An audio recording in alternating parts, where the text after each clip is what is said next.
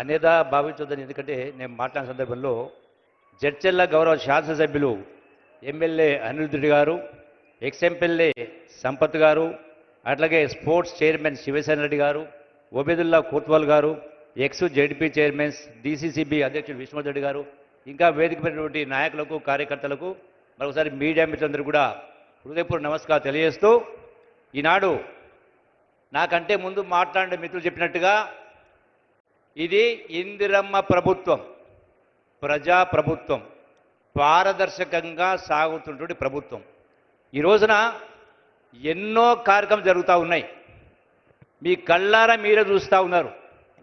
రాష్ట్రం ఎన్ని ఆర్థిక ఇబ్బందులు ఉన్నా కూడా గడచిన 10 సంవత్సరాల బీఆర్ఎస్ పార్టీ కేసీఆర్ పుణ్యమా అని చెప్పని రాష్ట్రాన్ని అధోగతి పాలు చేసి బాధ్యత రాహిత్య పరిపాలన చేసి రాష్ట్రాన్ని అప్పుల కుప్పగా మార్చిన తర్వాత కూడా ఈనాడు గౌరవ ముఖ్యమంత్రి రేవంత్ రెడ్డి గారి నాయకత్వాన చెప్పిన ప్రతి మాట కూడా నిలబెట్టుకునేటువంటి కార్యక్రమం జరుగుతూ ఉంది. ఇందిరమ్మ కోడలు ఆనాడు సోనియా గాంధీ గారిని, రాహుల్ గాంధీ గారు కానీ, ఖర్గే గాంధీ గారిని ఎన్నికల సందర్భంగా చెప్పిన ప్రకారం ప్రతి ఒక్క అంశం కూడా ఇలా అమలు చేసే కార్యక్రమం చేస్తూ ఉన్నాం. ఈనాడు ఎప్పుడు గడచిన ప్రభుత్వంలో డబుల్ బెడ్రూమ్ అని చెప్పిండ్రు, కానీ 10 సంవత్సరాల కాలం ఎక్కడ కూడా ఒకరి పేదవాళ్లకు ఒకటి కూడా రాలే. ఈనాడు 22,000 కోట్ల రూపాయలతోటి రాష్ట్రంలో 4,50,000 ఇందిరమ్మ ఇళ్ళు మన అంటే ప్రతి నియోజకవర్గానికి ఇలా కొల్లాపూర్ కూడా 3,500 ఇళ్ళు అంటే సుమారుగా 170 కోట్ల రూపాయల నిధులు కేటాయించి పేదవాళ్లకు ఈనాడు ఇల్లు కట్టించే కార్యక్రమం జరుగుతూ ఉంది. ఇది చిన్న విషయం కాదు.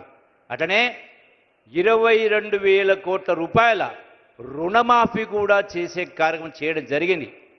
అంతేకాదు రైతాంగం పండించినటువంటి వడ్లకు, సన్న వడ్లకు క్వింటల్కు 500 రూపాయల బోనస్. క్వింటల్ కంటే ఒకసారి రైతులు లెక్కేసుకోవాలా, ఎకరానికి నికరంగా 25 నుంచి 30 క్వింటల్ వస్తుంది.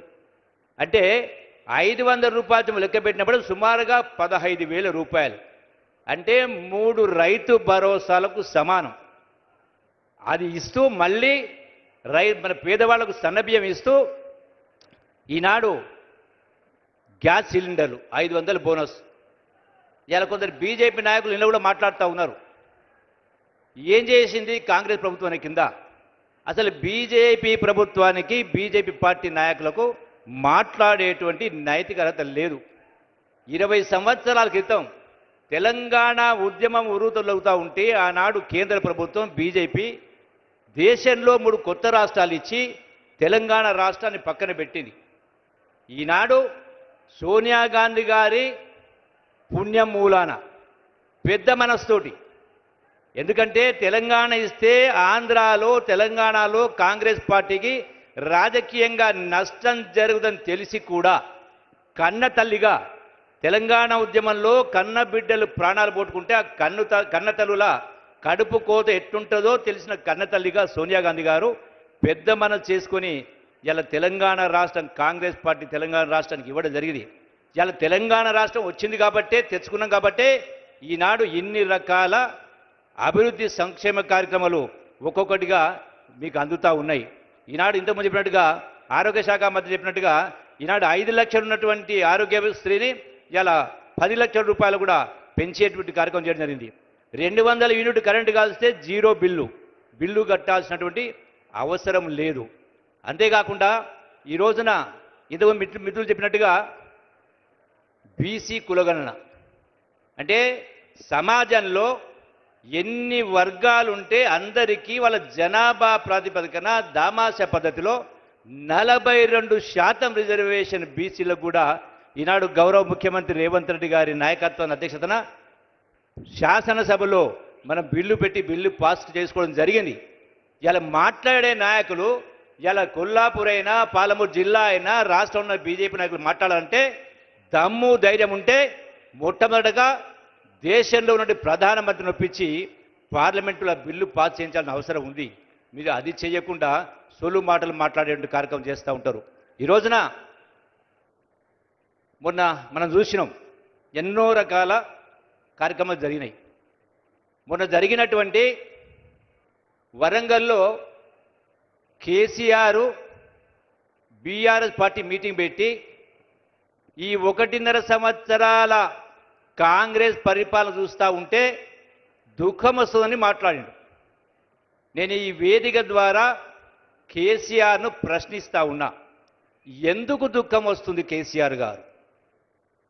ఆనాడు మీరు ముఖ్యమంత్రి పదవి చేపట్టినాడు ఈ రాష్ట్రాన్ని 64 సంవత్సరాల పాటు 22 మంది ముఖ్యమంత్రి పరిపాలించారు కాంగ్రెసు. అందులో ఎన్టీ రామారావు గారు, చంద్రబాబు నాయుడు గారు.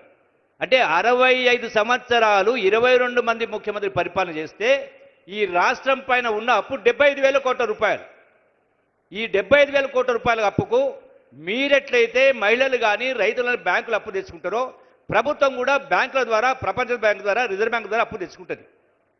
ఆనాడు తెచ్చుకున్న అప్పుకు కేవలం 10 పైసల వడ్డీ, అంటే రూపాయి కంటే తక్కువ మితి చొప్పున సంవత్సరానికి 6,500 కోట్ల రూపాయలు ఆనాటి ప్రభుత్వం వడ్డీ చెల్లిస్తూ ఉండే, కంతులు కడతా ఉంది. కానీ ఈనాడు రేవంత్ రెడ్డి గారు ముఖ్యమంత్రి అయిన తర్వాత ఈ 18 మాసాల కాలంలో కేసీఆర్ 10 సంవత్సరాల పాలనలో 75,000 కోట్ల అప్పు పోయి 8 లక్షల కోట్ల అప్పు అయింది. 8 లక్షల కోట్లు అంటే 10 అంతలు అప్పు చేసినావు. సంవత్సరానికి 6,500 కోట్లు పోయి ఇలా నెలకు 6,500 కోట్ల రూపాయల వడ్డీ కట్టాల్సి వస్తూ ఉంది ఈ ప్రభుత్వము. కట్టింది కూడా సుమారుగా 1,20,000 కోట్ల రూపాయలు ఈ 16 మాసాల కాలంలో. అంటే ఇంత ఆర్థిక దుర్భర పరిస్థితి ఉన్నా కూడా ఈనాడు ఇన్ని కార్యక్రమాలు చేస్తూ ఉంటే ఏమంటాడు కేసీఆర్? ఎక్కడ పోయింది మీ బంగారం, తులం బంగారం అని మాట్లాడతాడు. ఎక్కడ పోయింది 2,500 రూపాయల పెన్షన్ మాట్లాడతాడు. ఈ ప్రభుత్వం వచ్చి కేవలం 16 మాసాలు 17 మాసాలు అయింది. మరి ఆలస్యం కావడానికి కారణం ఎవరు? కేసీఆర్ కాదా? బీఆర్ఎస్ పార్టీ కాదా? బీఆర్ఎస్ పార్టీ నాయకులు కాదా? మళ్ళీ తగుదల మాట మళ్ళీ వాళ్ళే గొంతు చించుకొని మాట్లాడుతూ ఉంటారు. ఇది ఎట్లా న్యాయం అవుతుంది? అందుకనే రైతాంగం కానీ, మహిళలు కానీ, యువత కానీ ఆలోచన చేయాల్సిన అవసరం ఉంది. ప్రతిదీ కూడా భగవంతుడు మనకు ఆలోచన శక్తిని ఇచ్చిండు. ఇవన్నీ కూడా అర్థం చేసుకోవాలా. ఇలా వాట్సాప్లలో, సోషల్ మీడియాలో ఎవరి ఇష్టం వాళ్ళు పెడతా ఉంటారు. మీరు అదే నిజమని నమ్మేటువంటి కార్యక్రమం చేయొద్దని మీ అందరూ కూడా సవినయంగా విజ్ఞప్తి చేసే కార్యక్రమం చేస్తూ ఉన్నాం. ఇలా పాలమూరు ప్రాజెక్ట్ ఆనాడు ఎన్నికల ముందు ఒక మోటార్ ఆన్ చేసి జాతికి అంకితం చేస్తున్నారని మాట్లాడు. ఇప్పటి వరకు పాలమూరు ప్రాజెక్ట్ సంబంధించి ఇలా మొత్తం పాలమూరు జిల్లాలో సుమారుగా 7-8 లక్షల ఎకరాలు నీళ్లు రావాలి. మొత్తం 12 లక్షల ఎకరాలు. ఎక్కడ కూడా కాలువలు మంజూరు కాలే. ఈనాడు 1 రిజర్వాయర్ నుంచి 2వ రిజర్వాయర్ కూడా ఇప్పటికి కూడా నీళ్ళు పోయే పరిస్థితి లేదు. దాన్ని ముందుకు తీసుకెళ్లే ప్రయత్నం ఈ ప్రభుత్వం చేసే కార్యక్రమం చేస్తూ ఉంది ముఖ్యమంత్రి రేవంత్ రెడ్డి గారి నాయకత్వంలో. ఇవన్నీ ఎన్నో కార్యక్రమాలు ఉన్నాయి. ఈనాడు దీంతో పాటుగా ఈ రోజున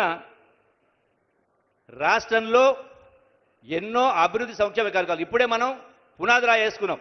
ఎందుకు వేసినాం? ఇది 2,500 మంది పేద విద్యార్థుల కోసం 200 కోట్ల రూపాయలతోటి యంగ్ ఇండియా ఇంటిగ్రేటెడ్ స్కూల్ అంటే కార్పొరేట్ మీరేవైతే లక్షల రూపాయలు ఫీజు కట్టి మీ బిడ్డలకు అప్పులు చేసి బిడ్డలకు ప్రైవేట్ కాలు పంపుతా ఉన్నారో, స్కూల్ పంపుతా ఉన్నారో, అది పంపాల్సిన అవసరం లేకుండా ఇలా ప్రభుత్వ డబ్బుతోటి అటువంటి గొప్ప చదువులు రావడానికి ఈనాడు ఇక్కడనే మనం పునాది రాయి వేసుకున్నాం.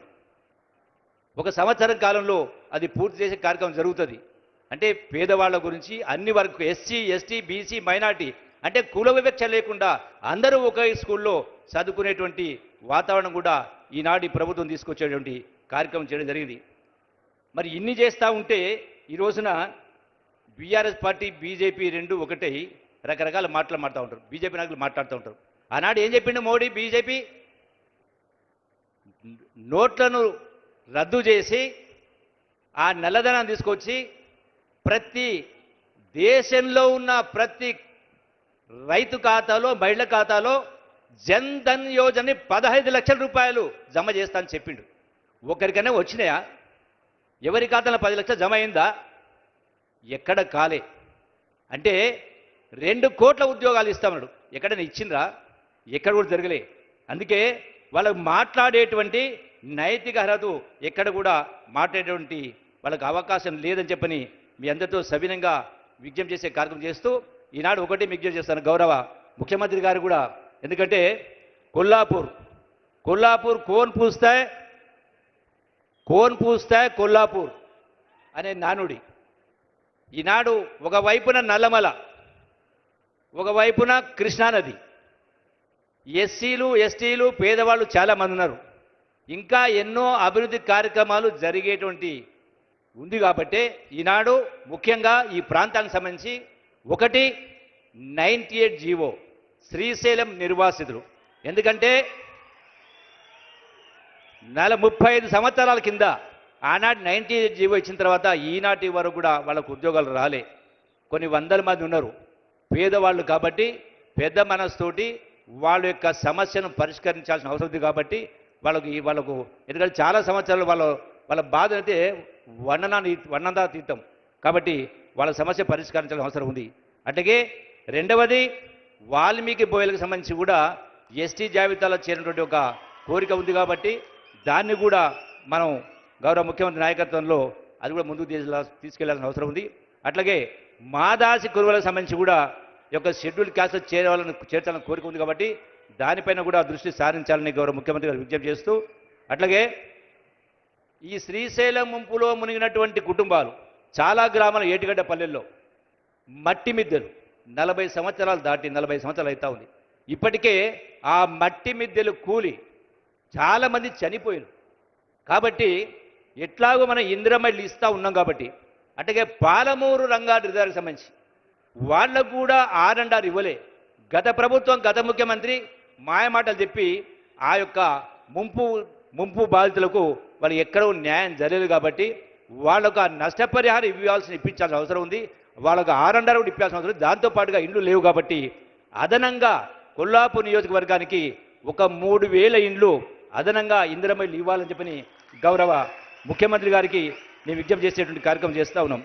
అట్లాగే ప్రతి గ్రామ పంచాయతీకి కూడా ఒక 15 లక్షల రూపాయలు గ్రామ పంచాయతీలు కూడా అదనంగా నిధులు ఇవ్వాలని చెప్పని విజ్ఞప్తి చేస్తూ, అట్లాగే కొల్లాపూర్ మున్సిపాలిటీకి ఒక 50 కోట్ల రూపాయలు నిధులు అదనంగా ఇవ్వాలని కోరి కార్యక్రమం చేస్తూ ఉన్నా. అట్లాగే ఈ కొల్లాపూర్ ప్రాంతం ఒకవైపున 160 కిలోమీటర్ల నిడివి గల శ్రీశైలం రిజర్వాయర్, ఇంకోవైపున నల్లమల అడవి టైగర్ ఫారెస్ట్, ఇంకోవైపున గొప్ప దేవాలయాలు మీరే చూసిండ్రు. దీని పక్కనే శ్రీశైలం నదిని ఆనుకొని ములచింతబలి గల 1600 ఎకరాలు గవర్నమెంట్ ల్యాండ్ను అది అన్యాక్రాంతం అయ్యే పరిస్థితి వస్తే దాన్ని ఆపి నిలబెట్టే కార్యక్రమం చేయడం జరిగింది. కాబట్టి ప్రపంచ పర్యాటకుల్ని ఎట్లయితే ప్రపంచం నుంచి ఇతర దేశాలు పోతూ ఉంటారు, మన దేశం నుంచి ఇతర దేశాలు పోతుంటారో వాళ్లకు ఈ యొక్క టూరిజం డెవలప్మెంట్ కోసం ఆ 1600 ఎకరాలను కూడా వినియోగించే కార్యక్రమం చేయాలని కోరుకుంటూ, అట్లాగే బాచారం హై లెవెల్ కెనాల్ ఒకటి 119 కోట్ల రూపాయలు, అట్లాగే వైడనింగ్ ఆఫ్ కెనాల్, ఎందుకంటే ఆ యొక్క మన రిజర్వాయర్ అవుతుందో రంగసముద్రం కెనాల్ భీమా కెనాల్ సంబంధించి అది సుమారుగా 123 కోట్ల రూపాయలు. అంటే నీళ్లు ఉండి రిజర్వాయర్ ఉండి కూడా పంపింగ్ కెపాసిటీ కెనాల్ లేని కారణంగా ఆ నీళ్లు వినియోగించుకోలేకపోతున్నారు. కాబట్టి అటు వనపర్తికి అట్లాగే కొల్లాపూర్ నియోజకవర్గానికి కూడా ఉపయోగపడుతుంది కాబట్టి దానికి కూడా మంజూరు ఇచ్చిన కార్యక్రమం చేయాలని కోరుకుంటూ, అట్లాగే ఒక పెంట్లవెల్లి గ్రామానికి సంబంధించి ఒక సొసైటీకి సంబంధించి 499 మంది ఉంటే వాళ్ళు ఎవ్వరికి కూడా అక్కడ కొంత వాళ్ళకి ఇబ్బంది జరిగింది కాబట్టి బ్యాంకు రుణమాఫీ సంబంధించి కూడా చూడాలని చెప్పని విజ్ఞప్తి చేస్తూ, మొత్తంగా కలిపి ఇరిగేషన్ కాకుండా కొల్లాపూర్ నియోజకవర్గం అంటే కోన్ పూస్తాయి కొల్లాపూర్ అటవీ ప్రాంతము నలం ఉంది కాబట్టి అదనంగా ఒక 500 కోట్ల రూపాయలు కొల్లాపూర్ ప్రత్యేకంగా కేటాయించాలని గౌరవ ముఖ్యమంత్రి గారికి నేను విజ్ఞప్తి చేసే కార్యక్రమం చేస్తూ ఉన్నా. ఎందుకంటే కొల్లాపూర్ కూడా ప్రతి సందర్భంలో కొల్లాపూర్ కూడా ప్రజల పక్షం వహిస్తూ ఉంది కాబట్టి పెద్ద మనసుతో ఒకసారి మనం అంగీకరించాలని కోరుకుంటూ, అట్లాగే సోమశిల ఏదైతే సిద్ధేశ్వరం బ్రిడ్జ్ ఉందో అక్కడ ఐకానిక్ బ్రిడ్జి అక్కడ ఫారెస్ట్ ఇష్యూ ఉంది కాబట్టి దానిపైన కూడా ప్రత్యేక శ్రద్ధ చూసి దాన్ని కూడా తొందరగా పూర్తి చేయాలని కోరుకుంటూ, ఒకే ఒక విజ్ఞప్తి, ఎక్కువ సమయం ఎందుకంటే ముఖ్యమంత్రి మళ్ళీ వెళ్ళింది కాబట్టి మాట్లాడేది చాలా ఉంది. వాస్తవంగా గంట సేపు మాట్లాడాలనుకున్నా కానీ చాలా విషయాలు ఉన్నాయి. ఎందుకంటే నేను కల్చరల్ శాఖ కూడా ఉంది నాకు. కల్చర్ అంటే ఆటపాటల మంత్రి మాత్రమే కాదు. కల్చర్ అంటే సంస్కృతి, సంస్కృతి అంటే జీవన విధానం. ఆ జీవన విధానం అనేది ధ్వంసమైంది కాబట్టి ఈనాడు ఎన్నో అనర్థాలకు, ఎన్నో రుగ్మతలకు, ఎన్నో దుర్ఘటనలకు ఇలా సమాజం ఆ స్థాయికి దిగజారింది కాబట్టి మళ్ళీ ఆ సంస్కృతి అనేది మన యొక్క జీవనాన్ని మనం నిలబెట్టే కార్యక్రమం చేయాలంటే మీరందరికీ కూడా నాకు తెలుసు, మీ అందరికీ చాలామందికి అప్పులు ఉన్నాయి, అందరికీ అప్పులే ఉన్నాయి, ఎవరు కూడా సంతోషంగా లేరు. ఈ అప్పుల కారణం కూడా మన కొంత ఆలోచన విధానమే. ఎందుకంటే మీ ముత్తాతలు కష్టం చేసిండ్రు, తండ్రులు కష్టం చేసిండ్రు, తాతలు కష్టం చేసిండ్రు, మీరు కష్టం చేస్తూ ఉన్నారు, మీ పిల్లలు చేస్తూ ఉన్నారు, వ్యవసాయం చేస్తున్నారు, వ్యాపారాలు చేస్తున్నారు, ఉద్యోగాలు చేస్తూ ఉన్నారు. మరి సంపాదన ఎక్కడ పోయింది? దానికి తోడు గౌరవ ముఖ్యమంత్రి గారు ఈనాడు ఇందిరా ప్రభుత్వం ఇన్ని రకాల సంక్షేమ కార్యక్రమాలు అభివృద్ధి కార్యం చేస్తూ ఉన్నాయి రకరకాల. మరి ఇవి అవి కలిపితే మీ బ్యాంకు నిల్వలు ఉండాలా. కానీ ఏం చేస్తూ ఉన్నారు? మన ఆలోచన అనేది బాగా బడి చెప్పే గవర్నమెంట్ టీచర్లు ఉన్నా కూడా మంచిగా చెప్పేటోళ్ళు గవర్నమెంట్ టీచర్ ఉంటే మీరు పైసలు ఖర్చు పెట్టి బయట ప్రైవేట్ పంపిస్తూ ఉన్నారు. ఒక విద్యార్థి 1వ తరగతి నుంచి 15 సంవత్సరాలు అంటే దగ్గర 15 సంవత్సరాలు లక్షల రూపాయలు ఖర్చు పెడతారు. మళ్ళీ 10 ఏళ్ళకి మళ్ళీ వడ్డీ. అది అంటే దాని మూలంగా అప్పుల పాలవుతూ ఉన్నారు. రెండవది, రోజు 1 గంట మనది కాదంటే నిండు 100 ఏళ్ల జీవితం మనదే. ఇలా ఏ ప్రైవేట్ దవాఖాన చూసినా పట్టకుండా ఉంది, ఏ దవాఖాన చూసినా పట్టకుండా ఉంది. లక్షల రూపాయలు ఖర్చు పెడతా ఉన్నారు. రోజు 1 గంట మనది కాదంటే నిండు 100 ఏళ్ల జీవితం మనదే. కాబట్టి వీటన్నిటిని కూడా ఆలోచన చేసి మీ నిర్ణయాలు కరెక్ట్ తీసుకునే కార్యక్రమం చేయాలని చెప్పని, మీరు చల్లగా ఉండాలి, సంతోషంగా ఉండాలి, మీ కుటుంబాలు సంతోషంగా ఉండాలనే ఈనాడు ఇందిరమ్మ ప్రభుత్వం, కాంగ్రెస్ ప్రభుత్వం, మా అందరి ఆలోచన, గౌరవ ముఖ్యమంత్రి గారి ఆలోచన, రేవంత్ రెడ్డి ఆలోచన. కాబట్టి దయచేసి ఆ విధంగా మనం అందరం కూడా ముందుకు వెళదాం. గ్రామాలు ప్రశాంతంగా ఉండాలి, చల్లగా ఉండాలి, అందరూ కలిసిమెలిసి ఉండే కార్యక్రమం చేయాలని చెప్పని మరొకసారి మీ అందరికీ సవినయంగా విజ్ఞప్తి చేస్తూ మరొకసారి మీ అందరితో కూడా మాట్లాడే కార్యక్రమం చేస్తా చెప్పని మరి ఈ సందర్భంలో మరొకసారి మీ అందరికీ హృదయపూర్వక నమస్కారం ధన్యవాదాలు చేస్తూ మరొకసారి శిరస్సు వంచి, ఎందుకంటే ఎన్ని జన్మలు ఎత్తినా మీ రుణం తీసుకోలేదు కాబట్టి మీ అందరికీ కూడా శిరస్సు వంచి మరొకసారి నమస్కరిస్తూ సెలవు తీసుకుంటున్నా. అందరికీ నమస్కారం. జై కాంగ్రెస్, జై కాంగ్రెస్, జై